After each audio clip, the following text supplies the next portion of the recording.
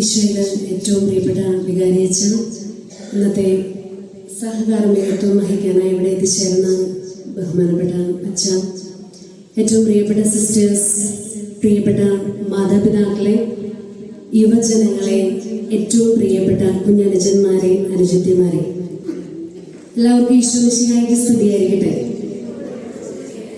നമുക്കൊന്ന് ചിരിക്കാം. കാരണം ഇന്നത്തെ ദിവസത്തിന്റെ പേരെന്തെന്നാണ്? ദുഃഖവെള്ളി. ദുഃഖവെള്ളിക്ക് നമ്മൾ ചിരിക്കാൻ ഞാൻ പറഞ്ഞതിന്റെ സാങ്കത്യം എന്താണ് എന്ന് നിങ്ങൾ ചിന്തിക്കരുത്. ഇന്ന് ലോകം കണ്ടിട്ടുള്ളതിൽ വെച്ച് ഏറ്റവും മനോഹരമായ ഒരു ദിവസമാണ്. ഇംഗ്ലീഷിൽ നമ്മുടെ ദുഃഖവെള്ളിക്ക് എന്താ പറയുന്നത്? Good Friday. നല്ല വെള്ളി എന്നാണ് ഇന്നത്തെ നമ്മുടെ ദുഃഖവെള്ളിയുടെ ഇംഗ്ലീഷ് ഭാഷ. പ്രിയപ്പെട്ടവരെ, നമ്മൾ വലിയ ആഴ്ച എന്നാണ് പറയുന്നത് അല്ലെ? ഈ ആഴ്ചയ്ക്ക് നമ്മൾ വളരെ പ്രത്യേകമായിട്ട് വലിയ ആഴ്ച എന്നാണ് പറയുന്നത്. ഇംഗ്ലീഷിൽ അതിനെന്തെന്ന് പറയും? ഹോളി വീക്ക് എന്ന് പറയും. എന്ന് വെച്ചാൽ പരിശുദ്ധമായ ഒരാഴ്ചയിലാണ് നമ്മളിപ്പോൾ ആയിരിക്കുന്നത്. നമ്മളുടെ ഈ ഒരു വർഷത്തെ കാലയളവിനുള്ളിൽ പരിശുദ്ധമായ ഒരാഴ്ചയിലൂടെ നമ്മൾ കടന്നു പോകുമ്പോൾ, കഴിഞ്ഞ ഞായറാഴ്ച നമ്മുടെയൊക്കെ കരങ്ങളിൽ എന്തായിരുന്നു ഉണ്ടായിരുന്നത്? ഓശാന ഞായറിന്റെ സന്തോഷവും അതിനെ പ്രതിനിധീകരിക്കുന്ന കുരുത്തോലയും ഏന്തിക്കൊണ്ട് നമ്മൾ ഈ നഗരത്തിലൂടെ പ്രദക്ഷിണം വച്ചു എന്ന് ഞാൻ വിചാരിക്കുന്നു. ഞങ്ങളൊക്കെ നടത്തിയായിരുന്നു പ്രദക്ഷിണം. നിങ്ങൾ ഓശാന ഞായറാഴ്ചത്തെ കുരുത്തോല പ്രദക്ഷിണം നടത്തിയോ? നടത്തി. നമ്മളെല്ലാവരും ഓശാന ഞായറാഴ്ച ദാവീദിന്റെ പുത്രൻ ഓശാന, ഉന്നതങ്ങളിൽ നിന്ന് വരുന്നവൻ അതിശക്തനാകുന്നു, രാജാവ് ജയിക്കട്ടെ എന്നൊക്കെ പറഞ്ഞ് നമ്മൾ ഓശാന ഓശാന എന്ന് ജയ്വിളികൾ മുഴക്കി അതീവ സന്തോഷത്തോടെ കൊച്ചു കുഞ്ഞുങ്ങളടക്കം എല്ലാവരും കുരുത്തോലയും കയ്യിലേന്തി സന്തോഷത്തോടെ നാം ഈ വഴിയിലൂടെ നടന്നു. ഇന്ന് നമ്മുടെ കൈകളിൽ എന്താ ഉള്ളത്? ഇന്നെന്താ നമ്മൾ കൊണ്ടുവന്നിരിക്കുന്നത്? ഞാനിവിടെ കണ്ടു കുറെ അധികം പേരുടെ കൈകളിൽ കുരിശുണ്ട്. അവനവനെ ചുമക്കാൻ പാകത്തിലുള്ള കുരിശുമായിട്ടാണ് ഓരോരുത്തരും വന്നിരിക്കുന്നത്. ഇതിനുശേഷം ഈശോയുടെ തിരുസ്വരൂപം മുത്തിയതിനു ശേഷം ഈ കുരിശു രൂപവും ചുമന്നാണ് നമ്മൾ മലയിലേക്ക് നീങ്ങുന്നത്. പ്രിയപ്പെട്ടവരെ, ഓശാന ഞായറാഴ്ച കുരുത്തോല സന്തോഷത്തോടു കൂടി പിടിച്ച അതേ കരങ്ങൾ കൊണ്ട് അതേ വഴിയിലൂടെ ഇന്ന് ദുഃഖവേളയിൽ കുരിശു രൂപവും ചുമന്ന് യാതൊരു ബുദ്ധിമുട്ടോ പ്രയാസമോ കൂടാതെ അതേ വഴിയിലൂടെ ജയ്വിളികൾ മുഴക്കിയ അതേ വഴിയിലൂടെ കുരിശു രൂപവും ചുമന്ന് ഒരു ക്രിസ്ത്യാനിയെ നടക്കാൻ അവനെ ധൈര്യം കൊടുക്കുന്ന ദിവസത്തിന്റെ പേരാണ് ദുഃഖവെള്ളി അല്ലെങ്കിൽ നല്ല വെള്ളി. ഇതൊരു വലിയ യാത്രയാണ്. ഇനി നമ്മൾ നാളെ രാത്രി, ശനിയാഴ്ച രാത്രി, എനിക്ക് തോന്നുന്നു രാത്രി 3 മണിക്കായിരിക്കും കർമ്മങ്ങൾ, അല്ലെങ്കിൽ എപ്പോഴാന്ന് അറിഞ്ഞുകൂടാ. രാത്രി 3 മണിയൊക്കെ ആണെങ്കിൽ തീർച്ചയായിട്ടും നമുക്കൊരു തിരിപ്രദക്ഷിണമുണ്ട് അല്ലേ? പഴയ കാരണവന്മാർക്കൊക്കെ ആണെങ്കിൽ അറിയാം. ഇതൊക്കെ നമ്മുടെ പള്ളികളിൽ സ്ഥിരമായിട്ട് നടത്തിക്കൊണ്ടിരുന്ന ഒരു ആചാരമായിരുന്നു, അനുഷ്ഠാനമായിരുന്നു. അവിടെ നമ്മൾ ദീപവും കൊളുത്തിക്കൊണ്ട് ഉയർത്തെഴുന്നേറ്റു നാഥൻ ഉയർത്തെഴുന്നേറ്റു ആ ഗീതം ആലപിച്ചതിന് ശേഷം പ്രദക്ഷിണമായി എല്ലാവരും ദീപവും കയ്യിലെടുത്ത് ദീപം കൊളുത്തി ബാക്കി പഠിക്കും. തേടി വരുന്നു ഞങ്ങൾ നിന്റെ സന്നിധാനം, തേടി വരുന്നു ഞങ്ങൾ. ഈ പാട്ടുപാടിയാണ് നമ്മൾ പ്രദക്ഷിണമായിട്ട് ദേവാലയത്തിനുള്ളിലേക്ക് പ്രവേശിക്കുന്നത്. പ്രിയപ്പെട്ടവരെ, കുരുത്തോല കൊണ്ട് ഓശാന പാടി മഹാരാജാവിന് ജയ്വിളികൾ മുഴക്കി അതിനുശേഷം അവന്റെ കുരിശുമരണവും പീഡാസഹനവും ഈ ലോകത്തിൽ മറ്റൊരു മനുഷ്യനും കടന്നു പോകാത്ത അവന്റെ ദുഃഖദുരിതങ്ങളിലൂടെ ധ്യാനപൂർവം നമ്മൾ നടന്നുപോയതിനു ശേഷം പ്രതീക്ഷയുടെ ഉയർപ്പ് ഉണ്ട് എന്നുള്ളൊരു വിശ്വാസം, ആ ഒരു പ്രതീക്ഷയുടെ സന്ദേശം നമ്മെ കാണുന്ന, നമ്മെ വീക്ഷിക്കുന്ന, നമ്മുടെ പ്രദക്ഷിണം വീക്ഷിക്കുന്ന സകല മനുഷ്യരോടും എല്ലാ ദുഃഖവേളയ്ക്ക് ശേഷവും ഒരു ഉയർപ്പുണ്ട് എന്ന് പ്രഘോഷിച്ചുകൊണ്ട് നമ്മൾ നടത്തുന്ന ഒരു പ്രദക്ഷിണത്തോടും കൂടിയാണ്, നമ്മുടെ ഉയർപ്പ് ഞായറോടും കൂടിയാണ് ഈ വിശുദ്ധ വാരം, വലിയ ആഴ്ച, പരിശുദ്ധമായ ആഴ്ച അവസാനിക്കുന്നത്. പ്രിയപ്പെട്ടവരെ, ഇതൊരു യാത്രയാണ്. കുരുത്തോല എടുക്കുന്നവൻ കുരിശ് കൂടി എടുക്കണം. കുരിശെടുത്താൽ അതോടുകൂടി അവസാനിക്കുന്നതല്ല പ്രത്യാശ. അത് നിത്യജീവിതത്തോളം നീണ്ടു നിൽക്കുന്ന ഒരു പ്രത്യാശ നമുക്കുണ്ട് എന്നുള്ള സന്ദേശം ഒരു ക്രൈസ്തവനായ എൻ്റെ ജീവിതത്തിലൂടെ നമ്മൾ മറ്റുള്ളവർക്ക് സന്ദേശം കൊടുക്കുന്ന ഒരു വാരം കൂടിയാണ്. ഈ കഴിഞ്ഞ ഓശാന ഞായറാഴ്ച നിങ്ങൾക്ക് കണ്ടു കാണുമായിരിക്കും. ഒരു പക്ഷേ സോഷ്യൽ മീഡിയയിൽ വന്ന ഒരു പോസ്റ്റ്, ഒരു ഇടവക പള്ളിയിൽ ഒരു വൈദികൻ ഓശാന ഞായറാഴ്ച മഹാരാജാവിന്റെ വേഷം ധരിച്ച് ചുവന്ന മേലങ്കയും കിരീടവും ഒക്കെ ധരിച്ച് ഈ കുരുത്തോലയുമായി ഇങ്ങനെ പ്രദക്ഷിണം നീങ്ങുമ്പോൾ ഇടവക ജനങ്ങൾ അവരുടെ വസ്ത്രങ്ങൾ വഴിയിലേക്ക് വിരിച്ചു, ജയ് വിളിച്ചു, രാജാവ് നീണാൾ വാഴട്ടെ എന്നൊക്കെ പറഞ്ഞു അങ്ങനെ പോകുന്ന പ്രദക്ഷിണം. ഇതിനു മുമ്പും ഇതുപോലുള്ള കാര്യങ്ങളൊക്കെ ഉണ്ടായിട്ടുണ്ട്. ഒരു വൈദികൻ കഴുതപ്പുറത്ത് സഞ്ചരിച്ചു. ഇങ്ങനെ ഒത്തിരിയേറെ കാര്യങ്ങൾ നമ്മുടെ നാട്ടിൽ ഇപ്പോൾ നടക്കുന്നുണ്ട്. അതെന്തുമായിക്കൊള്ളട്ടെ, നമുക്കതിനെ ഒന്നും പറയേണ്ട ആവശ്യമില്ല. പക്ഷേ ആ ഒരു പോസ്റ്റ് ഷെയർ ചെയ്തിട്ട് ഒരു മനുഷ്യനിട്ട കമന്റാണ് എന്നെ ചിന്തിപ്പിക്കുന്നത്. ചോദിച്ച ചോദ്യം ഇതാണ്: രാജാവിന്റെ വേഷം ധരിച്ച് കിരീടവും ധരിച്ച് ഇന്ന് ഈ മനുഷ്യൻ രാജകീയ യാത്ര നടത്തിയെങ്കിൽ ദുഃഖ വെള്ളിയാഴ്ച ഇദ്ദേഹം കുരിശിൽ മരിക്കുമോ? ക്രൈസ്തവനായ നമ്മെ സംബന്ധിച്ചിടത്തോളം എനിക്ക് എൻ്റെ ഉള്ളിൽ കൊണ്ട ഒരു ചോദ്യമാണ് പ്രിയപ്പെട്ടവരെ. ഞങ്ങളുടെ ഓഫീസിലിരുന്ന് ഇതിനെക്കുറിച്ച് ചർച്ച ചെയ്ത സമയത്ത് ഓഫീസിൽ വേറൊരു സ്റ്റാഫ്, ഒരു സാറുണ്ട്. ആ സാർ ഞങ്ങളിതിങ്ങനെ ചർച്ച ചെയ്ത് എല്ലാം കഴിഞ്ഞ് അവസാനം എന്നോട് ചോദിച്ചൊരു ചോദ്യമുണ്ട്. അപ്പൊ സിസ്റ്ററെ, എങ്ങനെയാണ് കർത്താവിന്റെ മണവാട്ടിയല്ലേ, ദുഃഖ വെള്ളിയാഴ്ച കുരിശേ കയറുന്നോ? ഞാൻ ആദ്യം പറഞ്ഞു, അതിന് ഞാൻ ഓശാന ഞായറാഴ്ച രാജാവിനെ പോലെ നടന്നില്ല, അതുകൊണ്ട് ദുഃഖ വെള്ളിയാഴ്ച കുരിശേ കയറണോ വേണ്ടെന്ന് ഒന്ന് ആലോചിക്കട്ടെ എന്ന് പറഞ്ഞു. പിന്നീട് അദ്ദേഹം ചോദിച്ചൊരു ചോദ്യമാണ്, അതെന്തിനാ ആലോചിക്കാനിരിക്കുന്നത്? കുരുത്തോല എടുത്തതല്ലേ? ഓശാന ഞായറാഴ്ച ജൈവിളികളുടെ ഒപ്പം നിങ്ങൾക്കൊക്കെ നടക്കാമെങ്കിൽ എന്തുകൊണ്ട് ദുഃഖ വെള്ളിയാഴ്ച കുരിശിൽ കയറിക്കൂടാ? ഞാൻ തമാശയ്ക്ക് പറഞ്ഞ, സാറേ, എൻ്റെ ദേഹത്ത് ആണിയടിക്കാൻ സാറ് വന്നാൽ ഉറപ്പായിട്ടും ഞാൻ കുരിശിൽ കയറിയിരിക്കും. അപ്പൊ അദ്ദേഹം പറഞ്ഞു, ആണിയടിക്കാനൊന്നും എന്നെ കൊണ്ട് പറ്റില്ല, ഇനി എങ്ങനെയാണെങ്കിൽ കുരിശിൽ കയറണ്ട, ഒരു മണിക്കൂർ എവിടെയെങ്കിലും ഒരു പാറപ്പുറത്ത് കൈ വിരിച്ചു പിടിച്ച് വെയിലത്ത് നിന്നാൽ മതി. സിസ്റ്ററിനെ കൊണ്ട് പറ്റുമോ? പ്രിയപ്പെട്ടവരെ, ഇന്ന് ക്രൈസ്തവരായ നമ്മെ സംബന്ധിച്ചിടത്തോളം ഈശോ നമുക്ക് തരുന്ന ഏറ്റവും വലിയ വെല്ലുവിളി ഇതാണ്: എന്നോടൊപ്പം കുരിശിൽ മരിക്കാൻ ഈ ഓശാന ഞായറാഴ്ചത്തെ ജൈവിളികളും ആരവങ്ങളും സന്തോഷങ്ങളും നിങ്ങളുടെ ജീവിതത്തിൽ നിങ്ങൾക്കുണ്ടാകുന്ന സന്തോഷത്തിന്റെയും വിജയത്തിന്റെയും വലിയ അനുഗ്രഹങ്ങൾ എന്ന് നമ്മൾ കൊട്ടിഘോഷിക്കുന്ന, നമ്മളുടെ മക്കൾക്ക് ജോലി കിട്ടി, നമ്മളുടെ ഭർത്താവിന് നല്ലൊരു ജോലിയുണ്ട്, വീട്ടിൽ ആർക്കും ദൈവകൃപ കൊണ്ട് അസുഖമോ ബുദ്ധിമുട്ടോ പ്രയാസമോ ദാരിദ്ര്യമോ ഒന്നുമില്ല, എല്ലാം ദൈവാനുഗ്രഹം എന്ന് നമ്മൾ ചങ്കത്ത് കൈവച്ച് സന്തോഷത്തോടുകൂടി പറയുന്ന അതേ സന്തോഷത്തോടും സ്പിരിറ്റോടും കൂടി ദൈവകൃപയാൽ ദൈവമറിയാതെ എന്റെ ജീവിതത്തിൽ ഈ ദുഃഖം എനിക്ക് വരികയില്ല, എന്റെ മകൻ ദൈവമറിയാതെ മരിക്കുകയില്ല, എന്റെ ഭർത്താവ് ദൈവമറിയാതെ ഈ രോഗദുരിതത്തിലൂടെ കടന്നു പോവുകയില്ല, എന്റെ ജീവിതത്തിൽ ഇതുപോലൊരു ദാരിദ്ര്യം എന്റെ ദൈവമറിയാതെ സംഭവിക്കുകയില്ല എന്ന് ചങ്കത്ത് കൈവച്ച് ഒരു മനുഷ്യന് പറയാൻ പറ്റണമെന്നാണ് ഈ ദുഃഖവെള്ളി നമുക്ക് തരുന്ന സന്ദേശം. ഇത് നമ്മളെ സംബന്ധിച്ച് നമുക്ക് വലിയൊരു വെല്ലുവിളിയാണ്, എന്നെ സംബന്ധിച്ച് വലിയൊരു വെല്ലുവിളിയാണ്. അതുകൊണ്ടാണ് ഈ ഫിലിപ്പിയർക്ക് എഴുതിയ ലേഖനം 1-ാം അധ്യായം 29-ാമത്തെ വാക്യം ഇങ്ങനെയാണ്. ഫിലിപ്പിയർക്ക് എഴുതിയ ലേഖനം 1-ാം അധ്യായം 29-ാമത്തെ വാചകം ഇങ്ങനെയാണ് പറയുന്നത്: അവനിൽ വസിക്കുമെന്ന് പറയുന്നവൻ അവൻ നടന്ന അതേ വഴിയിലൂടെ നടക്കേണ്ടിയിരിക്കുന്നു. പ്രിയപ്പെട്ടവരെ,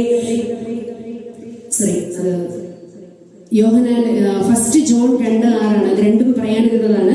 1 ജോൺ 2:6 അവനിൽ വസിക്കുന്നു എന്ന് പറയുന്നവൻ അവൻ നടന്ന അതേ വഴിയിലൂടെ നടക്കേണ്ടിയിരിക്കുന്നു. ഒപ്പം തന്നെ ഫിലിപ്പി 1:29 ഇങ്ങനെ വായിക്കുന്നു: ക്രിസ്തുവിൽ വിശ്വസിക്കാൻ മാത്രമല്ല അവന് വേണ്ടി സഹിക്കാൻ കൂടിയുള്ള അനുഗ്രഹം അവനെ പ്രതി നിങ്ങൾക്ക് ലഭിച്ചിരിക്കുന്നു. പ്രിയപ്പെട്ടവരെ, നമ്മൾ ക്രിസ്ത്യാനി എന്ന് വിളിക്കപ്പെടുന്നെങ്കിൽ അവനോടൊപ്പം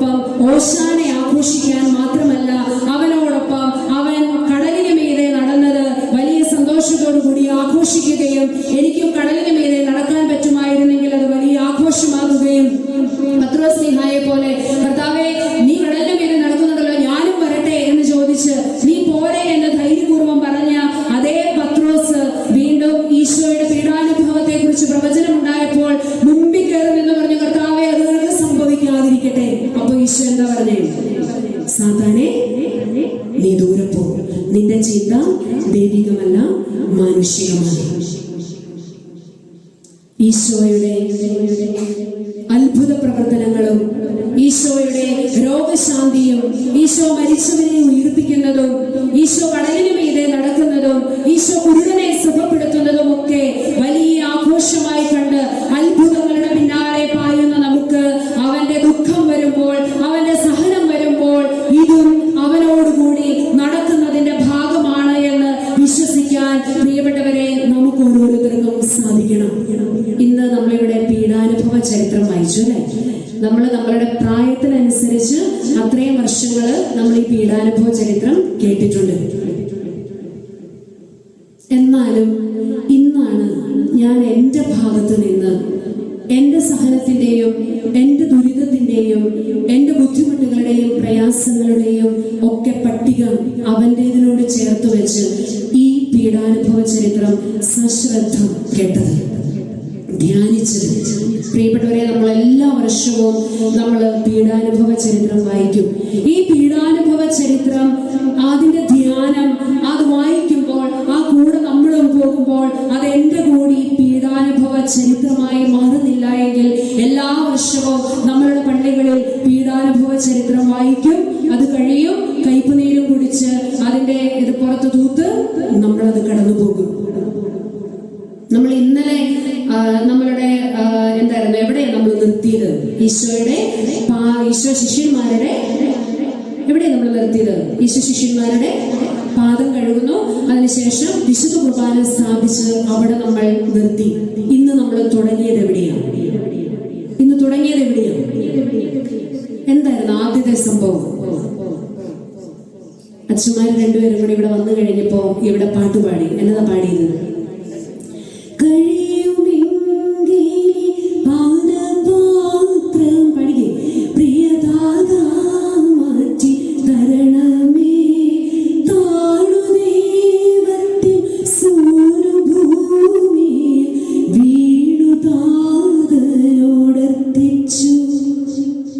ഇന്ന് രാവിലെയും ആരെങ്കിലുമൊക്കെ ഇതുപോലെ കണ്ണുനീരോടുകൂടി തമ്പുരാന്റെ മുൻപിൽ പ്രാർത്ഥിച്ചിട്ടാകാം ഈ ദേവാലയത്തിലേക്ക് കടന്നു വന്നത്. പ്രിയപ്പെട്ടവരെ, ഇവിടെ നമ്മൾ പാട്ട് പാടിയപ്പോ കേട്ടു, ഒറ്റി കൊടുക്കുമെന്ന് അറിഞ്ഞിട്ട് എങ്ങനെയാണ് ഈ അപ്പം എടുത്ത് നീ അവന് കൊടുത്തത്? തള്ളി പറയുമെന്ന് അറിഞ്ഞിട്ട് എങ്ങനെയാണ് ഈ മനുഷ്യന്റെ പാദം കഴുകിയത്? നിന്റെ ഈ കുർബാന, ഈ അപ്പം എനിക്ക് തരാൻ നീ എന്തുമാത്രം എന്നെ സ്നേഹിച്ചിട്ടാണ് എനിക്കിത് തന്നതെന്ന്. പ്രിയപ്പെട്ടവരെ, ഇവിടെ ഇരിക്കുന്ന കുടുംബനാഥന്മാരിലുണ്ട് ഈ ഈശോ. കഴിയുന്നെങ്കിൽ ഈ പാനപാത്രം എന്നിൽ നിന്ന് നീക്കി തരണേ കർത്താവേ. ഈ സഹനം, ഈ രോഗം, എന്റെ മകന്റെ മദ്യപാനം അല്ലെങ്കിൽ എന്റെ ഭർത്താവിന്റെ മദ്യപാനം, ഞങ്ങളുടെ കുടുംബത്തിന്റെ കടബാധ്യത പറ്റുമെങ്കിൽ ഒന്ന് മാറ്റിത്തരണേ കർത്താവേ എന്ന് പ്രാർത്ഥിച്ചിട്ട് ആ പ്രാർത്ഥനയോടുകൂടി തീർത്ത് നിരാശയോടുകൂടി പ്രയാസത്തോടുകൂടി ആത്മഹത്യ ചെയ്യാൻ ഒരുങ്ങിയിരിക്കുന്ന ആരെങ്കിലുമൊക്കെ കാണും. അവിടെ വരെ നമ്മുടെ പ്രാർത്ഥന എത്തുന്നുള്ളൂ. അതുകൊണ്ടാണ് അവനെ പോലെ ആകാൻ നമുക്ക് പറ്റാത്തത്. കർത്താവെ, കഴിയുമെങ്കിൽ ഈ ദുരിതം എന്റെ ജീവിതത്തിൽ നിന്നൊന്ന് മാറ്റിത്തായോ. കർത്താവെ, കഴിയുമെങ്കിൽ ഈ മദ്യപാനം, എന്റെ ഭർത്താവിന്റെ മദ്യപാനം അല്ലെങ്കിൽ ഞങ്ങളുടെ കുടുംബ വഴക്ക് ഒന്ന് അവസാനിപ്പിച്ചു തരണമേ എന്ന് പ്രാർത്ഥിച്ചെടുത്ത് നമ്മൾ നിർത്തിയിട്ട് ഇറങ്ങിപ്പോവാണ്. പീലാത്തോസ് എന്താണ് സത്യം എന്ന് ചോദിച്ചിട്ട് അതിന്റെ ഉത്തരം കേൾക്കുന്നതിന് മുൻപ് പ്രത്തോറിയത്തിലേക്ക് പോയതുപോലെ ഈശോയുടെ അടുത്ത് വന്ന് എന്താണ് സത്യം എന്ന് ചോദിച്ചു.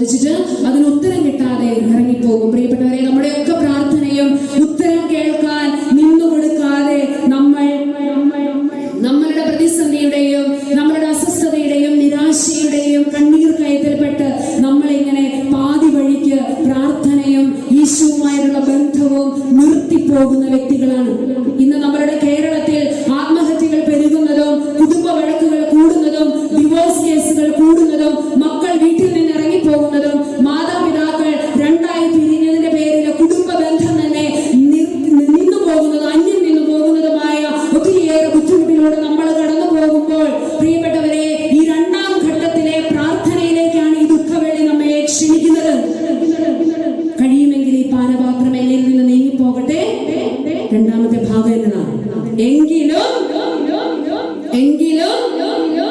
എന്റെ ഇഷ്ടമല്ല പിതാവേ, അവിടുത്തെ ഇഷ്ടം നിറവേറട്ടെ. ഇതാണ് അവനോടുകൂടി വിശ്വസിക്കാൻ മാത്രമല്ല അവനോടുകൂടി സഹിക്കാനും കൂടിയാണ് പ്രിയപ്പെട്ടവരെ നമ്മൾ ഓരോരുത്തരും വിളിക്കപ്പെട്ടിരിക്കുന്നത്. റോമാലേഖനം 8:18 വെളിപ്പെടാനിരിക്കുന്ന മഹത്വത്തോട് തുലനം ചെയ്യുമ്പോൾ ഇന്നത്തെ നമ്മുടെ സഹനങ്ങൾ ഒന്നുമല്ല. ഈ ഒരു പ്രത്യാശ നമുക്ക് ദൈവത്തോടുണ്ടാകണം. നമ്മുടെ സഹനങ്ങളിൽ നമ്മൾ പതറിപ്പോകരുത്. പലപ്പോഴും നമ്മളിങ്ങനെ പറയാറുണ്ട്, എന്റെ ജീവിതത്തിൽ മാത്രം എന്താണ് ഇത്രയും കഷ്ടപ്പാട്? നിങ്ങളൊന്ന് ആലോചിച്ചു നോക്കിയേ. എന്റെ ഭാര്യ എന്റെ വിഷമം മനസ്സിലാക്കുന്നില്ല, എന്റെ മക്കള് ഞാൻ ഈ കുടുംബത്തിന് വേണ്ടി, ഞങ്ങൾ അപ്പനും അമ്മയും കുടുംബത്തിന് വേണ്ടി കഷ്ടപ്പെടുന്നത് മനസ്സിലാക്കുന്നില്ലല്ലോ. ഈ മക്കള് ചിന്തിക്കും, മാതാപിതാക്കൾക്ക് ഞങ്ങളെ മനസ്സിലാക്കാൻ പറ്റുന്നില്ലല്ലോ. അപ്പൻ ഓർക്കും, ഇവൾക്കൊന്ന് എന്നെ മനസ്സിലാക്കിയാൽ എന്താ കുഴപ്പം? ഭാര്യ വിചാരിക്കും, എന്റെ ഭർത്താവിന് എന്നെ ഒന്ന് കേട്ടാൽ എന്താ കുഴപ്പം? ഇടവക വികാരി വിചാരിക്കും, എന്റെ ഇടവക ജനങ്ങൾക്ക് എന്നെ മനസ്സിലാക്കാൻ പറ്റുന്നില്ലല്ലോ. പ്രിയപ്പെട്ടവരെ, നമ്മൾ കാൽവരി ഗെത്സമേൻ തോട്ടത്തിലേക്ക് വരണം. നമ്മൾ കടന്നു പോകുന്ന ഒരു ദുഃഖവും ഒരു ദുരിതവും തമ്പുരാന് അറിയില്ലാത്തതല്ല. അവൻ കടന്നു പോകാത്ത ഒരു വേദനയിലൂടെയും നമ്മെ അവൻ കടത്തിവിടുകയില്ല. ഈ അൾത്താരയിൽ നിന്ന് ഞാൻ നിങ്ങൾക്ക് ഉറപ്പു തരാം, അവൻ കടന്നു പോകാത്ത ഒരു വേദനയിലൂടെയും അതേ തീവ്രതയിലൂടെ പോലും അവൻ നമ്മളെ കടത്തിവിടില്ല. പ്രിയപ്പെട്ടവരെ, ഇന്നിവിടെ പീഡാനുഭവ ചരിത്രം വായിച്ചപ്പോ എനിക്ക് ഭയങ്കര സങ്കടം വന്നു. കർത്താവ് ഏറ്റവും സ്നേഹിച്ചിരുന്ന 3 ശിഷ്യന്മാരെ വിളിച്ചുകൊണ്ടാണ് ഈ ഗെത്സമേൻ തോട്ടത്തിലേക്ക് പോയത്. ഏറ്റവും പ്രിയപ്പെട്ടവരെ, എന്തോ സംഭവമുണ്ട്, ഇവൻ എന്തോ പറയാനുണ്ട്. നമുക്കൊരു മരണാവശ്യം വരുമ്പോഴാണ് നമുക്ക് ഏറ്റവും പ്രിയപ്പെട്ടവരെ നമ്മൾ ഫോണിലാണെങ്കിൽ പോലും വിളിക്കുന്നത്.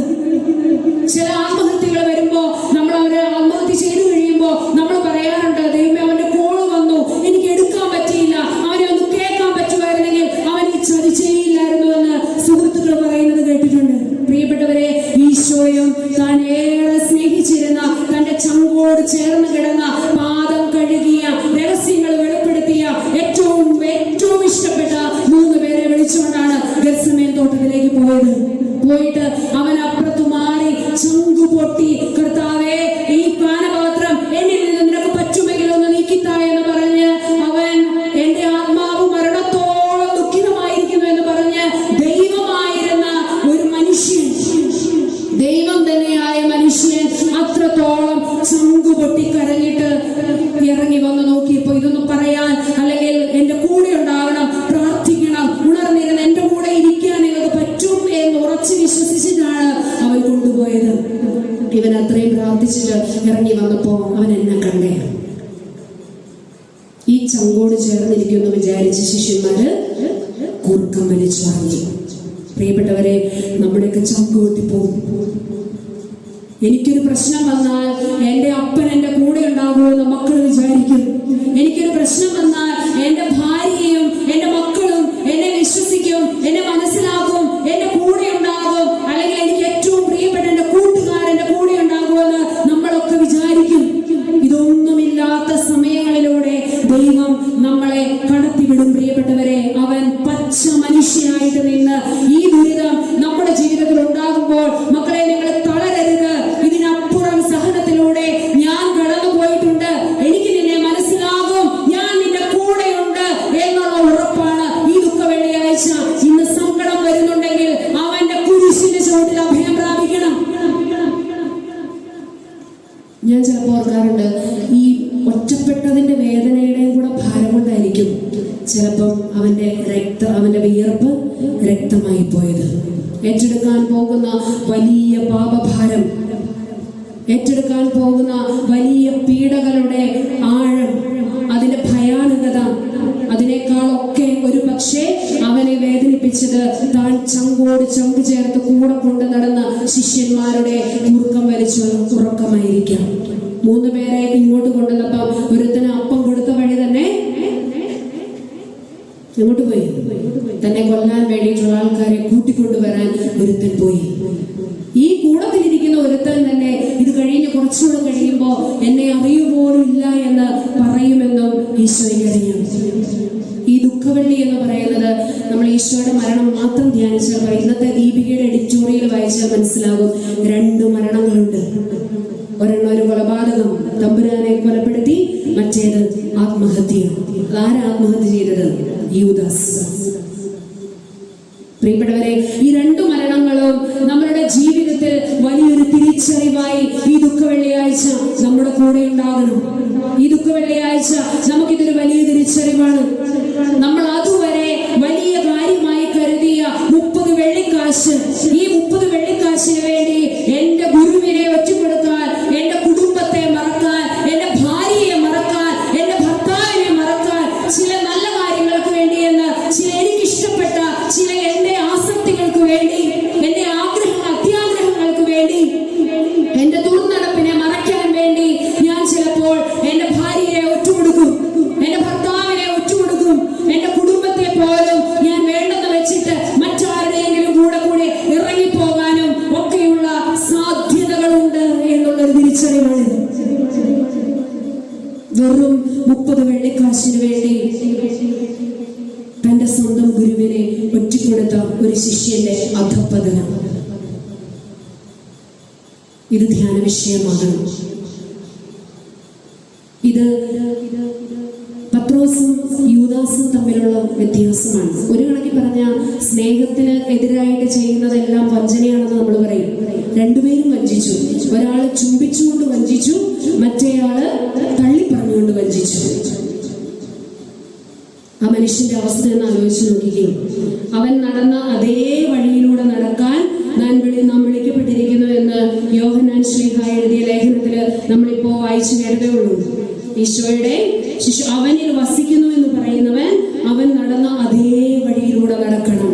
ഈ യൂദാസും ഈ പത്രോസും യോഹന്നാനും ഒക്കെ ഈശോ നടന്ന അതേ വഴിയിലൂടെ നടക്കാൻ നടക്കാൻ ഉത്തരവാദിത്വമുള്ളവരായിരുന്നു. ക്രിസ്ത്യാനി എന്ന നിലയിൽ പ്രിയപ്പെട്ടവരെ, അവൻ നടന്ന അതേ വഴിയിലൂടെ നടക്കാൻ നമുക്കും ഉത്തരവാദിത്വമുണ്ട്. ഈ ഉത്തരവാദിത്വം മറന്ന് നാം എപ്പോൾ പെരുമാറുന്നോ അപ്പോൾ പത്രോസിന്റെ സ്ഥാനത്ത് നമ്മളാകും, യൂദാസിന്റെ സ്ഥാനത്ത് നമ്മളായി പോകും. പത്രോസിന്റെ സ്ഥാനത്തായി പോയാലും യൂദാസിന്റെ സ്ഥാനത്തായി പോയാലും പ്രിയപ്പെട്ടവരെ, അവനിലേക്ക് നോക്കുക എന്നുള്ളതാണ് പ്രധാനപ്പെട്ട കാര്യം. എത്ര വഞ്ചിച്ചാലും, എത്ര ചതിച്ചാലും, എത്ര ഒറ്റുകൊടുത്താലും അവനിലേക്ക് ഒരു നിമിഷം നോക്കിയാൽ തിരിച്ചു വരാനുള്ള എല്ലാ സാധ്യതയും തുറന്നിട്ടുകൊണ്ടാണ് ഈ കുരിശിൽ ഈശോ മരിച്ചത്. ആ സാധ്യതയെ പ്രയോജനപ്പെടുത്തണമെങ്കിൽ നമ്മൾ അതിനെ സ്വീകരിക്കണം. ഇവിടെയാണ് ഈ എല്ലാം പൂർത്തിയായിരിക്കുന്നു എന്നൊരു വചനമുണ്ട്. യോഹന്നാന്റെ സുവിശേഷം 19-ാം അധ്യായം 30-ാം വാക്യം അല്ലേ, നമ്മളിന്ന് കേട്ടതാണ്. എല്ലാം പൂർത്തിയായി. അതിന് ഗ്രീക്കില് ആ വാക്കിന്റെ അർത്ഥം ഇങ്ങനെയാണെന്നാണ് ഞാൻ കണ്ടത്. ഗ്രീക്കില് ആ വാക്കിന്റെ അർത്ഥം ടെറ്റലസ്റ്റേ എന്നാണ്. ആ വാക്കിന്റെ അർത്ഥം ടെറ്റലസ്റ്റേ എന്ന് വെച്ചാൽ ഇറ്റ് ഈസ് പെയ്ഡ്. നിനക്ക് വേണ്ടിയിട്ടുള്ള കടം, നിന്റെ കടം ഞാൻ വീട്ടി കഴിയും. ഈ നിന്റെ കടം ഞാൻ വീട്ടി എന്ന് ഈ പത്രോസ് ഇത് തിരിച്ചറിഞ്ഞ ക്ഷണം, താൻ കോഴി കൂകുന്നതിന് മുൻപ് 3 തവണ നീ എന്നെ തള്ളിപ്പറയുമെന്ന് പറഞ്ഞത്, ഈശോ മുമ്പേ പറഞ്ഞത് അവൻ അപ്പോൾ ഓർത്തു എന്ന് പറയുന്നത്. അവൻ പുറത്തുപോയി തൂങ്ങിച്ചത്തു എന്നല്ല, പുറത്തുപോയി ഏങ്ങി ആ മനുഷ്യൻ കരഞ്ഞു എന്നാണ് തിരുവചനം. അതേസമയം യൂദാസ് ചെയ്തത്, അവൻ ആ 30 വെള്ളിക്കാശ്, എനിക്ക് തോന്നുന്നു യൂദാസ് വിചാരിച്ചു കാണും, അതുവരെ അത്ഭുതം പ്രവർത്തിച്ചവനല്ലേ, എങ്ങനെയെങ്കിലുമൊക്കെ ഇവരുടെ കയ്യിൽ നിന്ന് ഈശോ രക്ഷപ്പെട്ടു പോന്നുകൊള്ളും എന്ന് ചിലപ്പോൾ വിചാരിച്ചിട്ടുണ്ടാവും. പാവം, അവന് പണമായിരുന്നു പ്രിയപ്പെട്ടവരെ പ്രധാനപ്പെട്ടത്. ഈ പണം കൊണ്ട് ഞാൻ വിചാരിച്ചതുപോലെ കാര്യങ്ങൾ നീങ്ങുന്നില്ല എന്നറിഞ്ഞപ്പോൾ അതുവരെ അവൻ വലുതായി കണ്ടിരുന്ന, സ്വന്തം ഗുരുവിനേക്കാൾ വലുതായി കണ്ടിരുന്ന, താൻ സ്നേഹിച്ചു കൂടെ കൊണ്ടുവരുന്ന തമ്പുരാനെ, ഇതാണ് ഇവനെ പിടിച്ചോ എന്ന് പറഞ്ഞ് ഒരു ഉളുപ്പുമില്ലാതെ ഒറ്റിക്കൊടുക്കാൻ, അവന്റെ അടുത്ത് വന്ന് ചുംബനം കൊണ്ട് ഒറ്റിക്കൊടുക്കാൻ തക്കവിധം അത്രയ്ക്കും നാണം കെട്ട അവസ്ഥയിലേക്ക് ഒരു 30 വെള്ളിക്കാശിന് വേണ്ടി അതപ്പതിച്ച് യൂദാസിന് പോലും രക്ഷപ്പെടാൻ അവസരമുണ്ടായിരുന്നു. പക്ഷേ അവൻ ചെയ്ത തെറ്റോർത്ത് അവൻ പള്ളിയിലേക്ക് ഓടി വന്ന്, എനിക്കിത് വേണ്ട, ഈ പൈസ എനിക്ക് വേണ്ട, എന്റെ ഗുരുവിനെ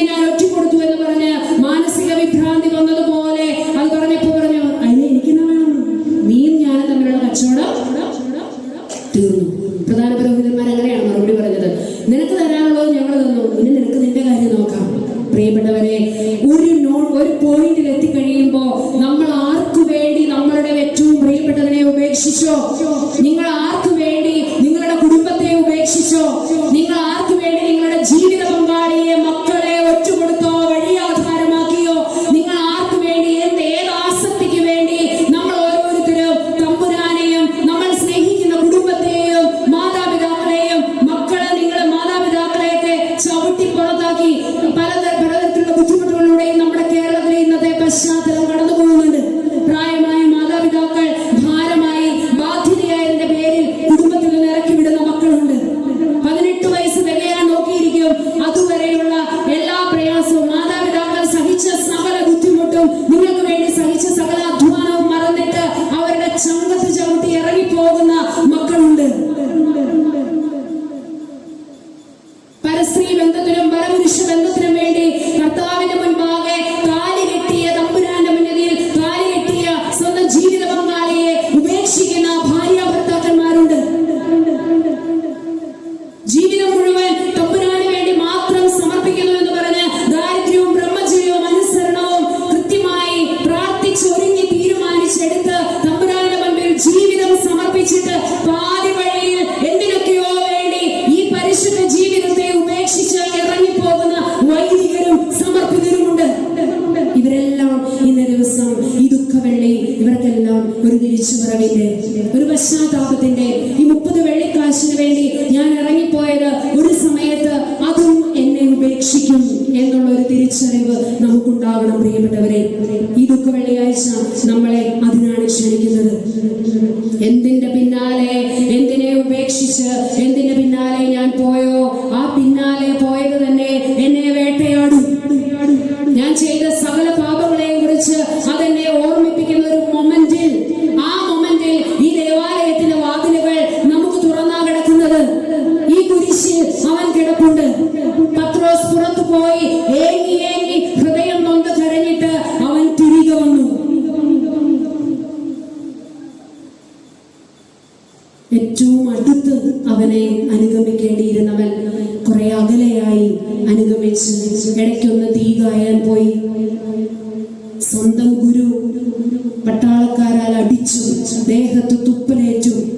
മറ്റുള്ളവരുടെ പ്രധാനാചാര്യനോട് എങ്ങനെയാണോ മറുപടി പറയുന്നതെന്നൊക്കെ ചോദിച്ച് കൈ വീശി കിട്ടിയ അടിയും എല്ലാം സഹിച്ച് വേദനയെടുത്ത് നിൽക്കുന്ന സമയത്ത് ശിഷ്യന്മാര് തീ കായാൻ പോയി. ഇതാണ് ക്രൈസ്തവരായ നമ്മെ സംബന്ധിച്ചിടത്തോളം ഇന്ന് ദുഃഖവെള്ളി ഉയർത്തുന്ന വെല്ലുവിളി. അവനോടുകൂടെ അവന്റെ സന്തോഷത്തിൽ പങ്കുചേർന്ന നാം അവനോടുകൂടെ അവന്റെ ദുഃഖത്തിലും പങ്കുചേരണം. പ്രിയപ്പെട്ടവരെ, കുരിശിൽ ഏറാൻ വേദന ഇരുകരങ്ങളും നീട്ടി സ്വീകരിക്കാൻ മടിക്കരുത്, ഭയപ്പെടരുത്. ജീവിതത്തിൽ വരുന്ന ദുരിത പ്രഭാഷകന്റെ പുസ്തകം 2-ാം അധ്യായം 1-ാം വാക്യം തുടങ്ങുന്നത് ഇങ്ങനെയാണ്: മകനെ, നീ കർത്തൃശുശ്രൂഷയ്ക്ക് ഒരുമ്പെടുന്നെങ്കിൽ പ്രലോഭനങ്ങളെ നേരിടാൻ ഒരുങ്ങിയിരിക്കുക. പിന്നെ അതിങ്ങനെ വായിച്ചു പോകുമ്പോ അതിന്റെ ബാക്കിയായിട്ട് പറയും, വരുന്ന ദുരിതങ്ങളെല്ലാം സ്വീകരിക്കുക, ഞെരുക്കുന്ന ദൗർഭാഗ്യങ്ങളിൽ ശാന്തത കൈവിടരുത്. എന്തെന്നാൽ സ്വർണം അഗ്നിയിൽ ശുദ്ധി ചെയ്യപ്പെടുന്നു, സഹനത്തിന്റെ ചൂളയിൽ കർത്താവിന് സ്വീകാര്യരായ മനുഷ്യരും. സഹനം വരുമ്പോ ഭയപ്പെടരുത്. സഹനം വരുമ്പോ തമ്പുരാൻ എന്റെ തൊട്ടടുത്തുണ്ട്, എന്റെ കൂടെയുണ്ട് എന്ന ഉറപ്പിൽ നമുക്ക് മുന്നോട്ട് പോകാനുള്ള ശക്തിയാണ് ഓരോ ദുഃഖവെള്ളിയും അവൻ നമുക്ക് തരുന്നത്. പ്രിയപ്പെട്ടവരെ, ഈ ഒരു വലിയ തിരിച്ചറിവ് നമ്മുടെ ജീവിതത്തിൽ ഉണ്ടാകണം. ജോബിന്റെ പുസ്തകത്തിൽ നമ്മൾ ഇങ്ങനെ വായിക്കും. ജോബിന്റെ പുസ്തകം 19-ാം അധ്യായം 26-ാം വാചകത്തിലുണ്ട്: എന്റെ ചർമ്മം അഴുകിയില്ലാതായാലും എന്റെ മാംസത്തിൽ നിന്ന് ഞാൻ ദൈവത്തെ കാണും. സഹനത്തിൽ നിന്ന് നമ്മളെ പിന്തിരിപ്പിക്കുന്ന ഒരുപാട് പ്രയാസങ്ങളും ഒരുപാട് വ്യക്തികളും ഒരുപാട് സാഹചര്യങ്ങളും ഒക്കെ നമ്മുടെ ജീവിതത്തിൽ ഉണ്ടാകും. അത് തന്നെയാണ് ജോബിന്റെ പുസ്തകം 2-ാം അധ്യായം 2-ാം അധ്യായത്തിൽ നമ്മൾ ഇങ്ങനെ കാണുന്നുണ്ട്. അതായത് ജോബിന് പതുക്കെ ദേഹമൊക്കെ പൊട്ടി ആ ഒരു സഹനത്തിന്റെ അനുഭവത്തിലൂടെ കടന്നു പോകുമ്പോൾ അവനിങ്ങനെ നിലത്തിരുന്നിട്ട് ഒരു കട്ടയെടുത്തിട്ട് കട്ടയുടെ കല്ലും കഷ്ണം എടുത്തിട്ട് തന്റെ ശരീരത്തിൽ വന്ന ഈ വ്രണങ്ങളെ ചൊറിഞ്ഞുകൊണ്ടിരിക്കുകയാണ്. ഈ ചൊറിഞ്ഞുകൊണ്ടിരിക്കുമ്പോ സ്വന്തം ഭാര്യ വന്ന് പറയും. അതിനു മുമ്പ് നമുക്ക് വായിച്ചാൽ അറിയാം, ഭാര്യയും മക്കളോടും മരുമക്കളോടും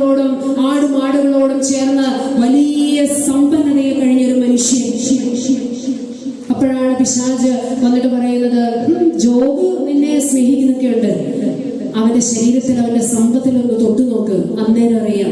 അപ്പൊ ദൈവം സാത്താന് അനുവാദം കൊടുക്കുവാണ്. അവൻ എന്ത് ചെയ്യുമെന്നോ, അവൻ എവിടെ വരെ പോകുമെന്നോ, അവൻ ഏത് കഷ്ടതയിലും എന്റെ കൂടെ എന്റെ വിശ്വാസത്തിൽ ഉറച്ചു നിൽക്കുമെന്ന് എനിക്ക് ഉറപ്പുണ്ട്. അവന്റെ ജീവനിൽ തൊടാൻ മാത്രം നിനക്ക് അവകാശമില്ല, ബാക്കി നീ അവനോട് എന്തും ചെയ്തു.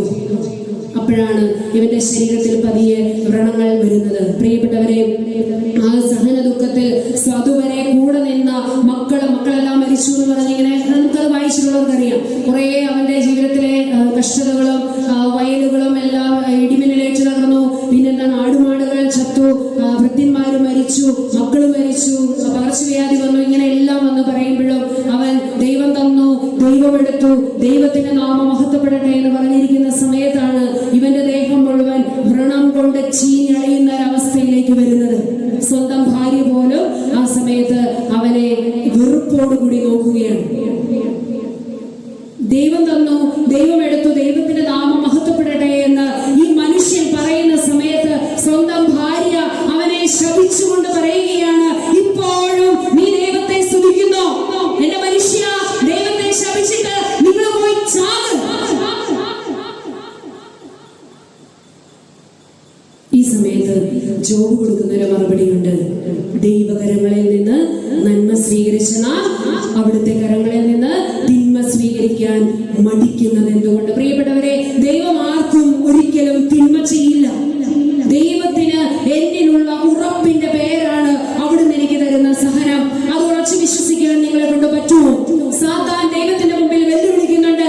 അവനെ ഞാൻ അങ്ങനെ ചെയ്തു നോക്കും, പറയാം, അവൻ നിന്നെ തല്ലിപ്പളഞ്ഞിട്ട് പോയി മരിക്കും. അപ്പൊ ദൈവം പറയുന്നുണ്ട്, എന്റെ ജോബിനെ എനിക്കറിയാം, നീ അവന്റെ ജീവനെ മാത്രം തുടരുത്, മറ്റെല്ലാം നീ അവനിൽ നിന്ന് എടുത്തുകൊള്ളുക. എടുത്താലും ജോബ് എന്നെ തള്ളിപ്പറയില്ല എന്ന് എനിക്ക് 100% ഉറപ്പുണ്ടെന്ന് പറഞ്ഞിട്ടാണ് സാത്താനെ ജോബിന്റെ അടുത്തേക്ക് വിടുന്നത്. ആ വിശ്വാസം അവൻ കാത്തു. പ്രിയപ്പെട്ടവരെ, ഈ ദുഃഖവെള്ളിയും നമ്മളുടെ സഹനങ്ങൾ ഇവിടെ ഇരിക്കുന്ന ആർക്കെങ്കിലും എന്തെങ്കിലുമൊക്കെ സഹനത്തിലൂടെ തീർത്താൽ ജീവിതത്തിൽ ഒരിക്കലും അവസാനിക്കില്ല എന്ന് കരുതുന്ന ദുഃഖ ദുരിതങ്ങളിലൂടെ, പ്രയാസങ്ങളിലൂടെ, കുടുംബ പ്രശ്നങ്ങളിലൂടെ, കടബാധ്യതകളിലൂടെ കടന്നു പോകുന്നുണ്ടെങ്കിൽ ആത്മഹത്യയിലേക്കല്ല നീങ്ങേണ്ടത്, ദൈവത്തെ ശപിച്ചിട്ട് പോയി മരിക്കുകയല്ല ചെയ്യേണ്ടത്. അവൻ എന്നിൽ അർപ്പിച്ചിരിക്കുന്ന വിശ്വാസം നമ്മൾ കാക്കണം. എന്റെ ദൈവത്തിന് എന്നിൽ അത്രയും ഉറപ്പുള്ളത് കൊണ്ടാണ് എന്നെ ഈ പണിക്ക്, ഈ ഒരു ദുരിതത്തിലൂടെ, ഈ സങ്കടത്തിലൂടെ, ഈ വേദനയിലൂടെ കടത്തിവിടുന്നത് എന്ന ഒരു ഉറപ്പ് നിങ്ങൾക്കുണ്ടെങ്കിൽ ഈ കുരിശിന്റെ ചുവട്ടിൽ ശാന്തമായിരിക്കാൻ നമ്മൾക്ക് അവൻ കരുത്തു തരും. ദൈവകരങ്ങളിൽ നിന്ന് നന്മ മാത്രം സ്വീകരിച്ച് ഹല്ലേലൂയ പാടിപ്പോകുന്നതല്ല ഒരു ക്രൈസ്തവന്റെ ജീവിതം. കുരുത്തോല കൊണ്ട് നമ്മൾ ആഹ്ലാദിച്ച അതേ കരങ്ങളിൽ കുരിശ് വഹിച്ച്, എന്റെ കുരിശുമെടുത്ത് ആരെങ്കിലും എന്നെ അനുഗമിക്കാൻ ആഗ്രഹിക്കുന്നെങ്കിൽ അവൻ എന്റെ കുരിശുമെടുത്ത് എന്റെ പിന്നാലെ വരട്ടെ എന്ന് പറഞ്ഞ ഒരു ക്രിസ്തുവിന്റെ അനുയായിയാണ് ഞാനെന്ന വലിയ ആത്മവിശ്വാസം, ഉറപ്പ്, അഭിമാന ബോധം ഒരു ക്രൈസ്തവന് ഉണരേണ്ട ദിവസമാണ് ഈ ദുഃഖവെള്ളി. അതുകൊണ്ട് പ്രിയപ്പെട്ടവരെ, നമുക്ക് ആത്മവിശ്വാസമുള്ളവരായിരിക്കാം. ഒരു ക്രൈസ്തവൻ എന്നുള്ള നിലയിൽ അഭിമാന ബോധമുള്ളവരായിരിക്കാം. അവനെ ഏതെങ്കിലുമൊക്കെ സമയത്ത് നമ്മളുടെ പ്രലോഭനങ്ങളിൽ, ഏതെങ്കിലുമൊക്കെ ആസക്തികളിൽ, ഏതെങ്കിലുമൊക്കെ ബുദ്ധിമുട്ടുകളുടെ സമയത്ത് ഞാൻ തള്ളിപ്പറഞ്ഞ് മറ്റേതെങ്കിലുമൊക്കെ വിശ്വാസത്തിലേക്കോ, മറ്റേതെങ്കിലുമൊക്കെ പ്രത്യയശാസ്ത്രത്തിലേക്കോ, അല്ലെങ്കിൽ മറ്റേ ഒന്നുമില്ലാത്ത ദൈവമേ ഇല്ല എന്നുള്ള ഒരു ചിന്തയിലേക്കോ ഒക്കെ ഞാൻ മാറിപ്പോയിട്ടുണ്ടെങ്കിൽ ഈ ദുഃഖവെള്ളിയാണ് തിരിച്ചുവരവിന്റെ സമയം. യൂദാസ് അവന്റെ മുഖത്തേക്ക് പോലും നോക്കാതെ പോയി തൂങ്ങിച്ചതുപോലെയാകരുത് നമ്മുടെ ജീവിതം. ഈശോയിലേക്ക് നോക്കി അവൻ നമ്മളെ എപ്പോഴും നോക്കിക്കൊണ്ടിരിക്കുകയാണ്. പത്രോസ് ഈശോയെ നോക്കിയപ്പോൾ ഈശോ തിരിഞ്ഞ് പത്രോസിനെ നോക്കിയത് അവൻ കണ്ടു. അവന്റെ നോട്ടത്തിന്റെ, അവന്റെ സ്നേഹത്തിന്റെ ആഴം അവന് മനസ്സിലാക്കിയപ്പോഴാണ് എന്റെ ദൈവത്തെ ഞാൻ ഒറ്റപ്പെടുത്തല്ലോ എന്നോർത്ത്, തള്ളിപ്പറഞ്ഞല്ലോ എന്നോർത്ത് പത്രോസ് പുറത്തു പോയി കരഞ്ഞിട്ട് വീണ്ടും അവസാനം വരെ അവനെ അനുഗമിച്ചു. പ്രിയപ്പെട്ടവരെ, ഈ കർത്താവേ നിനക്കിതൊന്നും സംഭവിക്കാതിരിക്കട്ടെ എന്ന് പറഞ്ഞ് സഹനത്തിൽ പേടിച്ച് അരണ്ട പത്രോസ് പിന്നീട് മരിച്ചത് എങ്ങനെയാണെന്ന് നമുക്കറിയാം. അതുപോലെ തന്നെ ഈ സെബദീ പുത്രന്മാരുടെ അമ്മ എന്ന് പറഞ്ഞ, കർത്താവേ ഈശോയെ, നീ നിന്റെ മഹത്വത്തിൽ ഇരിക്കുമ്പോ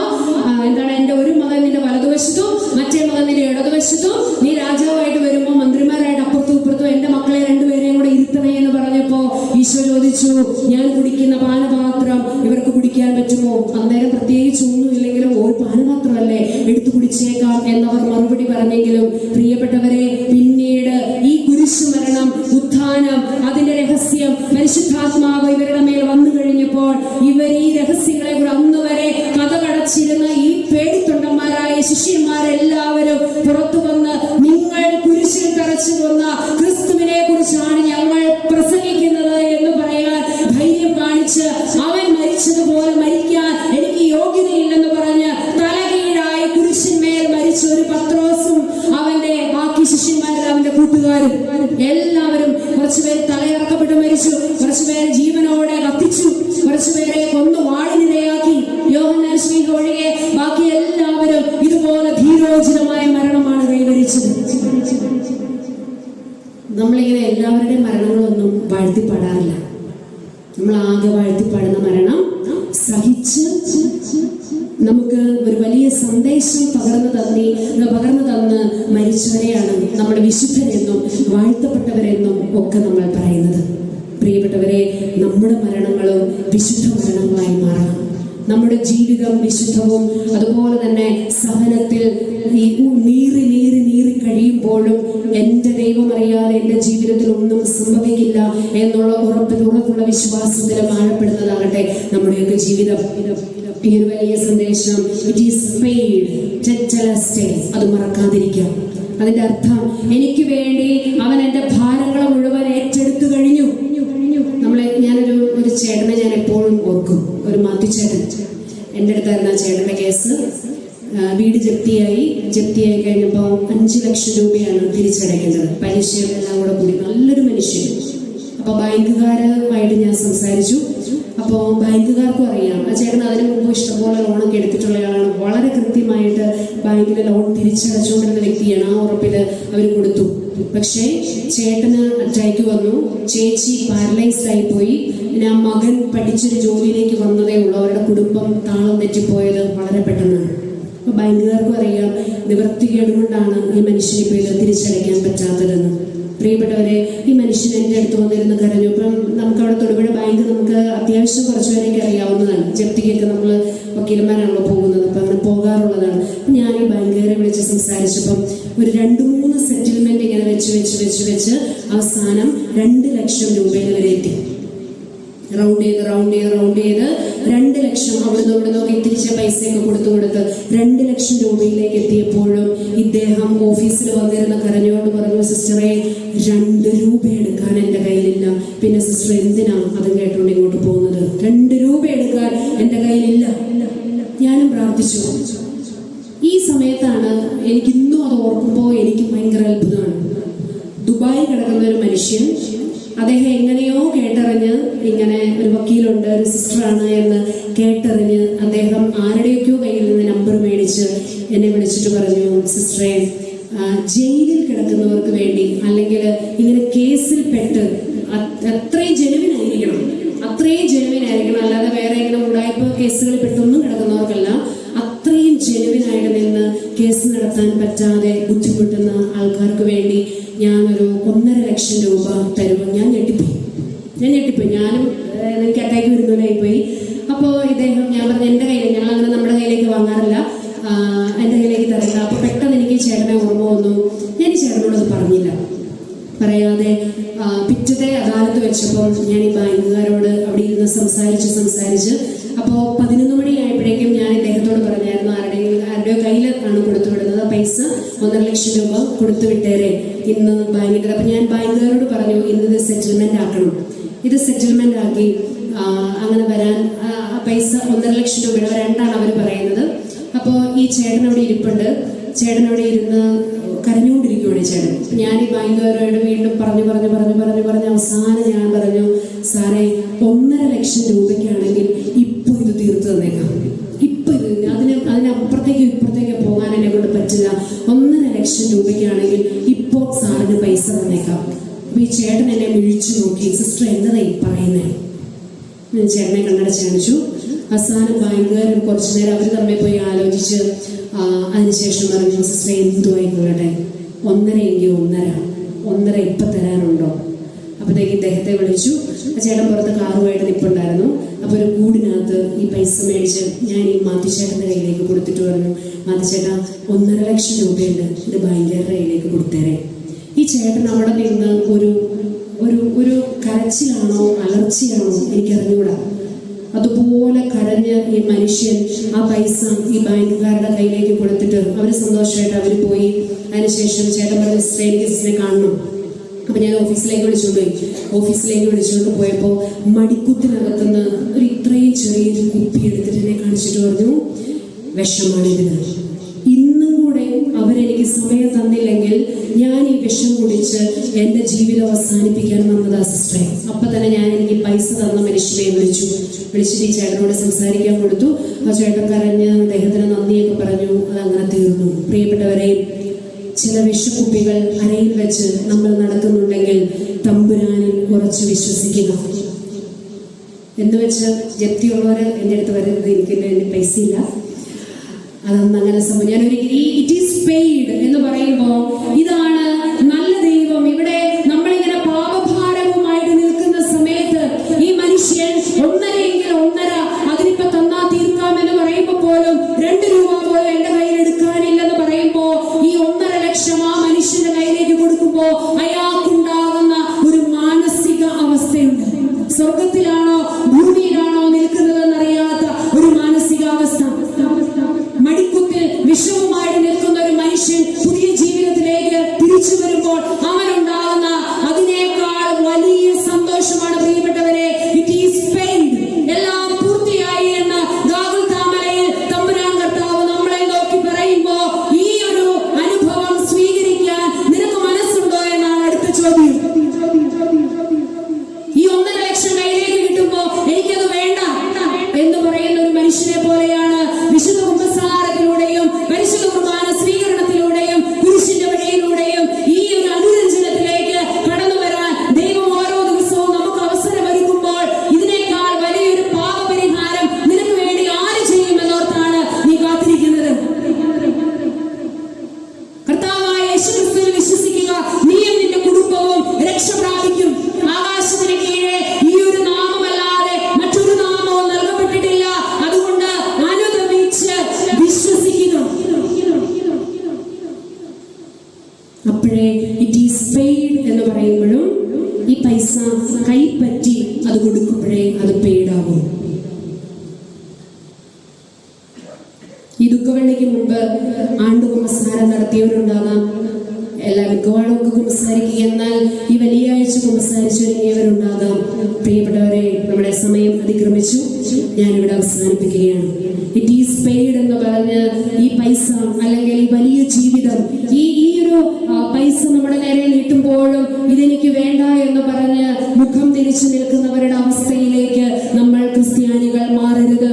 ഈ മരിച്ചതും ഈ പീഡ സഹിച്ചതും ഈ തുപ്പലേറ്റതും ഈ വിവസ്ത്രനായതും ഈ ഒന്ന് അടികൊണ്ടതും ഈ കൽത്തുറങ്ങിൽ അടയ്ക്കപ്പെട്ടതും ചങ്ങലക്കിട്ട് വലിച്ചതും ചമ്മട്ടി കൊണ്ട് ചാട്ടമാറുകൊണ്ട് അടിയേറ്റതും തലയിൽ ഒരു മുൾക്കിരീടം വെച്ചതും എല്ലാം എനിക്ക് വേണ്ടിയാണ് എന്നുള്ള വ്യക്തിപരമായ അനുഭവത്തിലേക്ക് ഞാൻ കടന്നു വരികയും ഈ രക്ഷ ഞാൻ സ്വീകരിക്കുകയും ചെയ്യണം. അത് ചെയ്യാത്തിടത്തോളം കാലം 100 ദുഃഖവെള്ളി ഉണ്ടായാലും അത് എന്റെ ജീവിതത്തിൽ ഉയർപ്പിനുള്ള ഒരവസരമായി തീരുകയില്ല എന്നുള്ളത് നമ്മൾ തിരിച്ചറിയണം. ഈ കർത്താവ് എനിക്ക് വേണ്ടിയാണ് ഈ പീഡ സഹിച്ചത് എന്നുള്ള തിരിച്ചറിവിലേക്ക് വന്ന് അനുരഞ്ജനത്തിലേക്ക് ഈ എനിക്ക് വേണ്ടി പൂർത്തിയായ രക്ഷ എനിക്ക് വ്യക്തിപരമായി അനുഭവിക്കാനുള്ള ഒരു അവസരമായി ഈ ദുഃഖവേളി നമുക്ക് മാറട്ടെ. ഈ കുരിശിന്റെ വഴിയെ നമ്മൾ നടന്നു നീങ്ങുമ്പോൾ ഈ ഒരു വലിയ ഉത്തരവാദിത്വ ബോധത്തോടെ അഭിമാനത്തോടെ നമുക്ക് കുരിശ് ചുമക്കാം. ഈ കുരുത്തോല പിടിച്ച അതേ അഭിമാനത്തോടും സന്തോഷത്തോടും ആത്മവിശ്വാസത്തോടും കൂടി ഈ കുരിശിനെയും നമുക്ക് കരങ്ങളിലേന്താം. പ്രിയപ്പെട്ടവരെ, ഈ ദുഃഖവെള്ളി നമുക്ക് നല്ല വെള്ളിയായി മാറട്ടെ, പ്രത്യാശയുടെ വെള്ളിയായി മാറട്ടെ എന്ന് ആശംസിച്ചുകൊണ്ട് ഈ നല്ലൊരു ഉയർപ്പിന്റെ പ്രത്യാശയിലേക്ക് ദീപം കൊളുത്തി കടന്നു വരാൻ ഈ ഉദ്ധിതന്റെ സന്തോഷവും സമാധാനവും അനുഭവിക്കാൻ കുരിശുപാറ ഇടവക സമൂഹത്തെ നല്ല ദൈവം അനുഗ്രഹിക്കട്ടെ എന്ന് ആശംസിച്ചുകൊണ്ട് ഒരുപാട് സ്നേഹത്തോടെ ഏവർക്കും ഈസ്റ്ററിന്റെ മംഗളങ്ങൾ കൂടി നേർന്നുകൊണ്ട് ഞാൻ നിർത്തുന്നു. എന്നെ ഇങ്ങോട്ട് ക്ഷണിച്ച പ്രിയപ്പെട്ട വികാരി അച്ഛൻ അജിത്ത് സിദ്ധച്ചന് ഏറെ സ്നേഹത്തോടെ ഞാൻ നന്ദി പറയുകയാണ്. ഇത്രയും സമയം നിങ്ങൾ വളരെ ക്ഷമയോടുകൂടി ഇരുന്ന് എന്നെ ശ്രവിച്ചതിനും ഏറെ സ്നേഹത്തോടെ ഞാൻ നന്ദി പറയുന്നു. എല്ലാവിധ ദൈവാനുഗ്രഹങ്ങളും എല്ലാവർക്കും നേർന്നുകൊണ്ട് ദൈവം